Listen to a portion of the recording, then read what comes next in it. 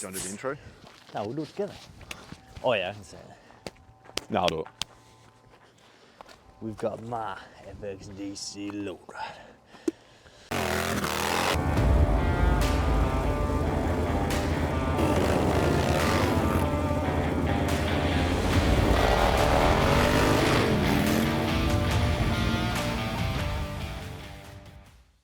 Welcome back.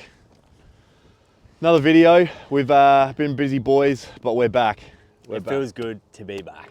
Yeah, we've been holidaying, lazy, and everything in between. Weather's been super shit as well, so combination of everything, but we are back, and everyone's been asking for a breakdown of this one here, and it's probably should have done a while ago, not quite in order, but here we are. Yep, we'll get that done. There's been a big build for many years, and this one's a bit of story behind it, which is pretty cool. And yeah, we'll go over the bike and what it's got, what we're doing in the future to it, and how it all started and where it came from.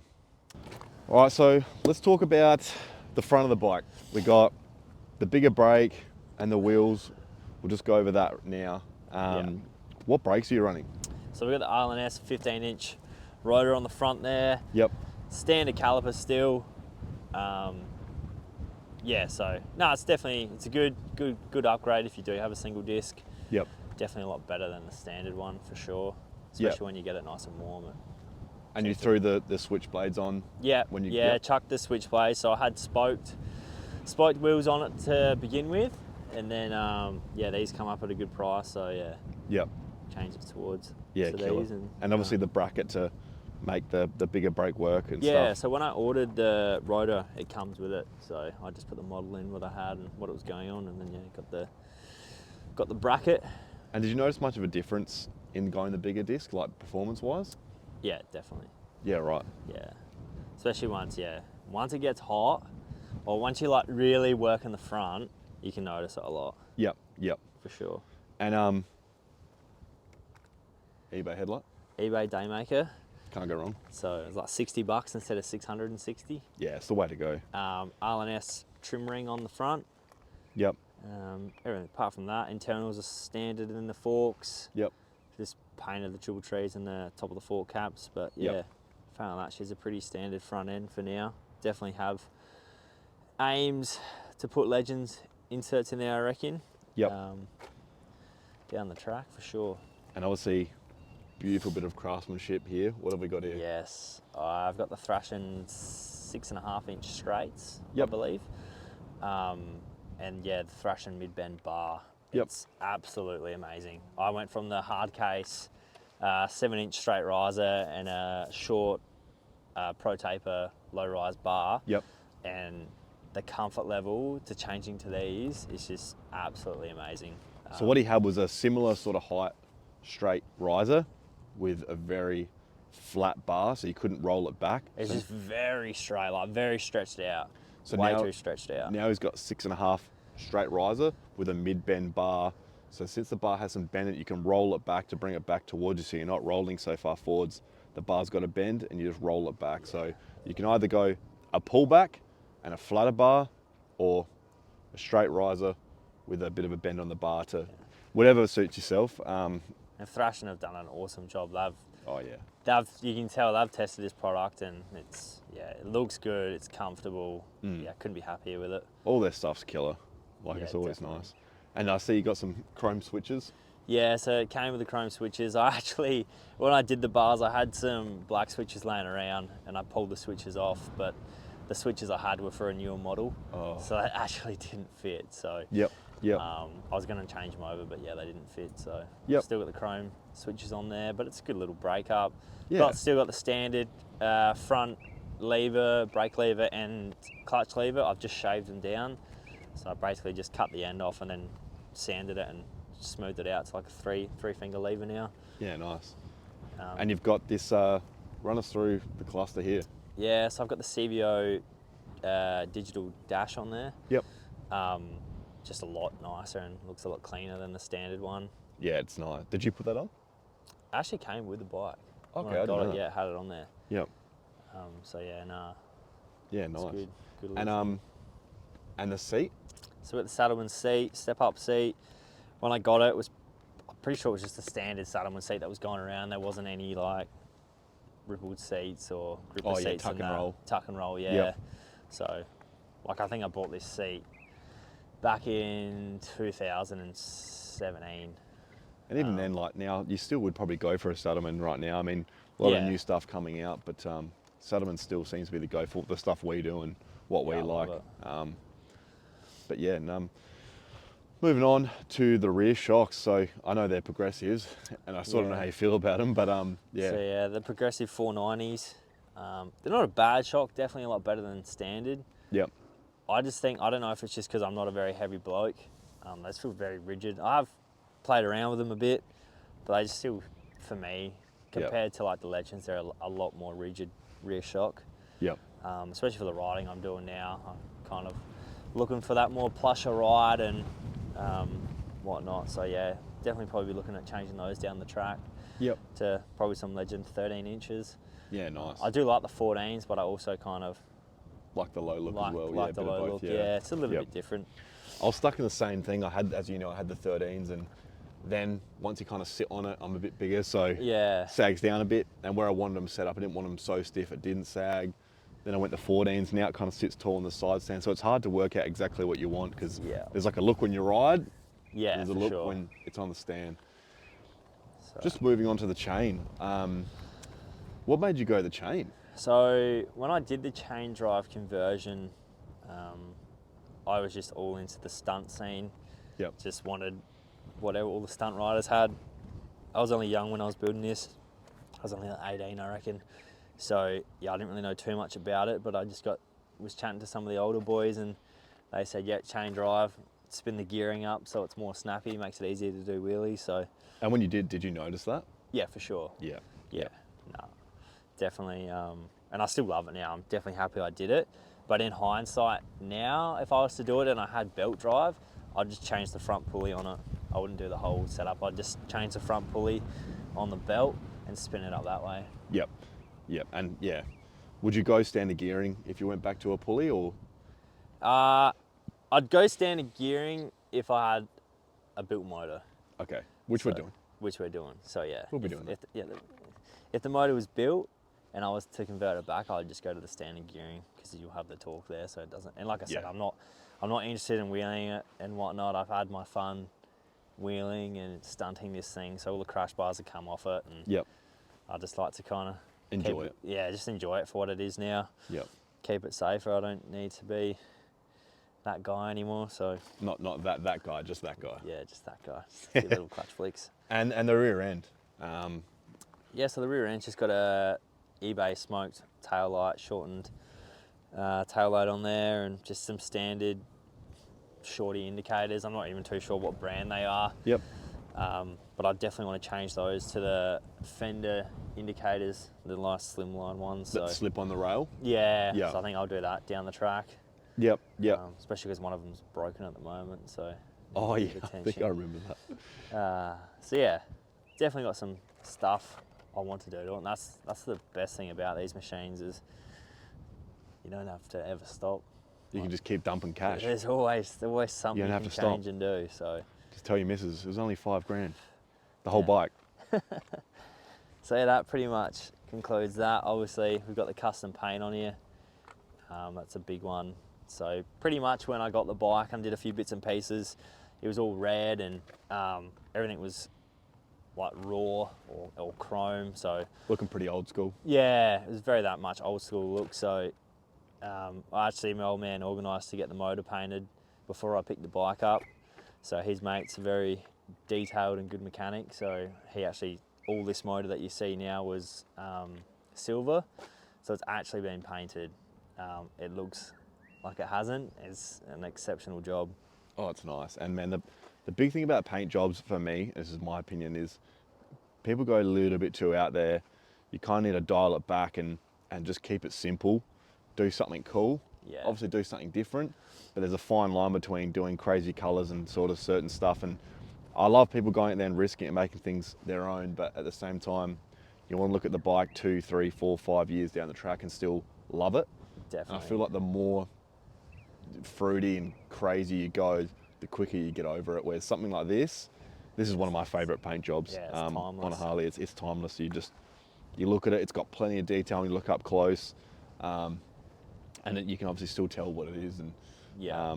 it's just a real nice finish, and very traditional as well. Still remaining sort of factory sort of look and Yeah, stuff, but definitely. custom, and you've made it your own. And So it's a pretty funny story behind this paint job is I, yeah, basically a family man had passed away and we come to a bit of an inheritance, and I was only an apprentice at the time, and a bit of my deal through my parents that they wanted to give me was paint some parts on my bike. So it went into, my old man's friend that's a painter, ND Designs, and it was just meant to get like the fork lowers, triple trees, and like shifters, brake pedal and stuff like that, like just a few little bits and pieces painted, which Dad. I was absolutely rapt about. had this vision when I went to pick it up. It was red tins and everything else was going to be black, and little did I know, my old man was picking my brain months leading up to this, to me taking it there and flicking me paint jobs and asking me what I'd like and this and that. But I didn't really put too much effort into it because I knew that I was only on apprentice wages back then and the paint job was very far down the line. But little did I know that he organised it and picked this paint job out, and when we went to go pick it up, it was black and fully custom painted. So yeah, it's tough. It's it super was tough. just an unreal surprise, and yeah, I was absolutely blown away. So Give him a thanks, Dad.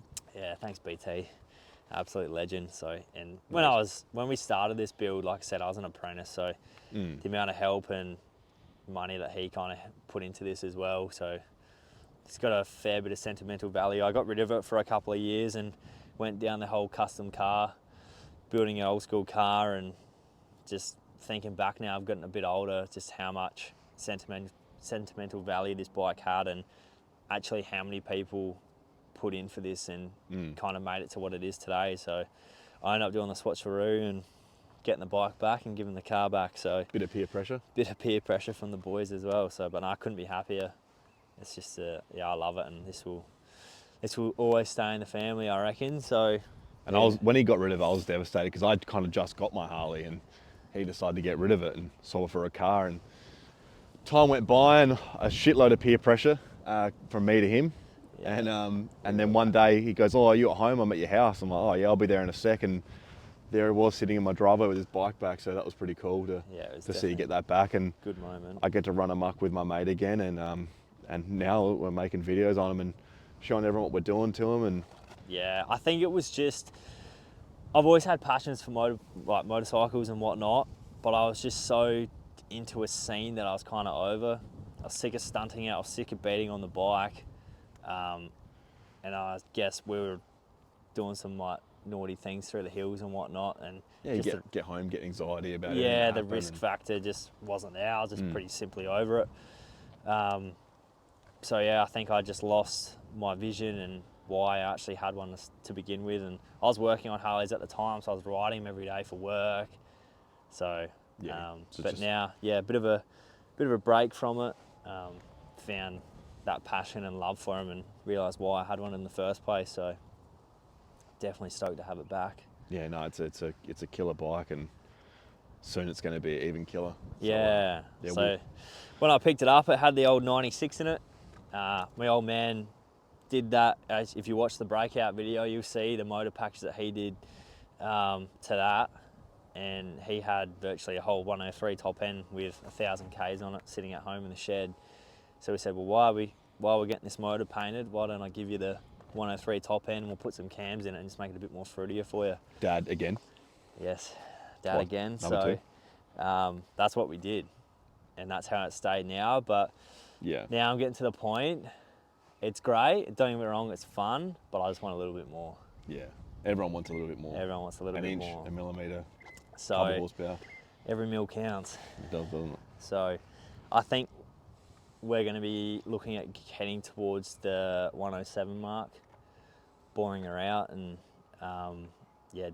doing a bit of head work and Retaining the 259. yeah, I'll keep the 259. I think it's just a beautiful cam. It's smooth, it's torquey. Not too choppy. Nah, you can get some good results out of it, and it sounds good as well. Yep.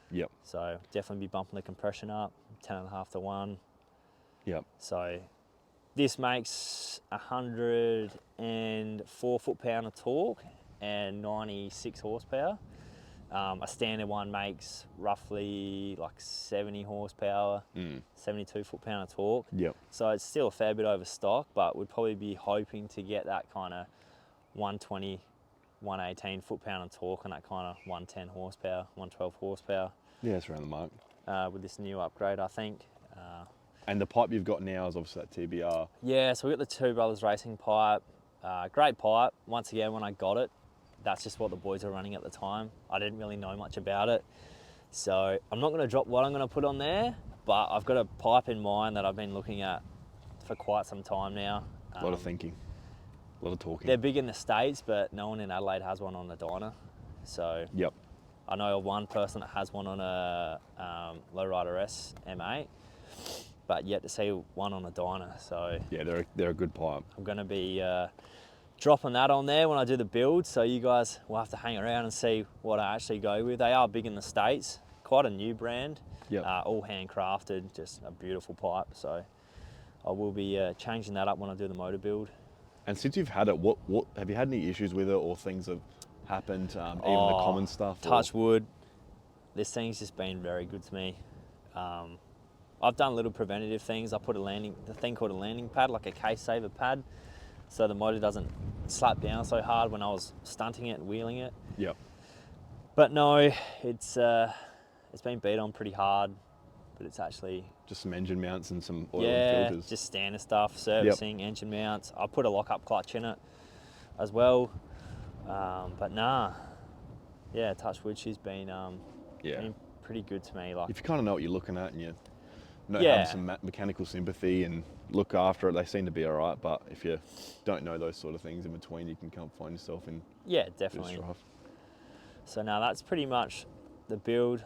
We'll drop some before and after photos. I think you guys would appreciate where it's come from. Like I said, it's been a long build, but I love it, and I've just got this envision now on how it's going to look, and a few more things I'm going to do to it. So Yeah. we'll keep you guys posted, especially when we start to do the motor build. Yeah, that'll be cool. Originally, I'd love it. The plan was to have it done for our summer coming now, but Not enough peer pressure. a few things happened. Not enough peer pressure. Had a son, went on a holiday, a few other bits and pieces, so He's got plenty. it's coming, but just not quite yet. No. Not as quick as I'd like. And just quickly for the people that are not sure, we kind of rattled off a couple things, but basically we're going to get some flow on the heads, some more compression, bring it from a 103 to a 107, retain the same cam and an exhaust. So yeah, it's simple, but yeah, it's expensive as well. But it's going to change it dramatically. It is only 4 cubes, but Even just bumping up the compression is just going to be a massive difference. Oh, definitely. And a bit of head work. And you're getting a throttle body? Yeah, I'll do throttle body. Yeah, throttle body as well. I'll Sorry. do it all, yeah, That's to complement the heads to make all that work. I guess. Bigger throttle body. Yeah. Nah, thanks for hanging around, and we've trickled in some more subs when we've actually haven't been doing too many videos, so I do appreciate that. We do. We've got some awesome things coming. We've got like the end of this year is going to be big. Like we had some chats while we were away on holidays and brainstorming some plans and ideas. So we want to bring everyone into this and make it one big kind of family type thing. So yeah, exactly. And throw some comments as videos you haven't seen us make that you'd like us to make. We've taken consideration of heaps of stuff and implemented some stuff already from the time that we've had to make videos of things. This one was one that was getting asked a lot, and sorry, this one didn't happen quicker, but yeah, we're going to be doing maybe some trips and maybe even some trips interstate to see some of the other boys who are more into the stunt scene. And obviously a good little holiday to tell the missus for a reason why we can get away for a weekend as well. And if you've been watching carefully, you probably noticed we're actually wearing Livin V-Twin hoodies, crew necks. Please, if you haven't already, get over to our Instagram page. Like, we're trying to post there as much as we can, but this is where you can order one. At the moment, while we are so small, we're not really doing international shipping. It's only really Australia-wide at the moment, purely just for cost. But if you are an American or somewhere around the world and you do want one to your door, DM us and maybe we can compromise on some pricing and try to work something out. But that's pretty much it, I think. So Yeah, Thanks heaps for watching. Yeah, definitely. Thanks for watching, and yeah, again, appreciate the subs and the views have been really good, and it's been pretty consistent. And no, we're keen And we to will do be. stuff. I've had a few messages on the Instagram page. We will be doing not necessarily a meet and greet, but we're going to organise a ride. We're going to try and link in with some other ride groups and maybe do some jumper giveaways. And we've got a heap of stickers on the way. So when we do meetups and whatnot, we want to be giving stickers out and giving back to you guys that give back to us. So can't wait. Appreciate it. Thanks, guys, and we'll see you in the next one. Cheers.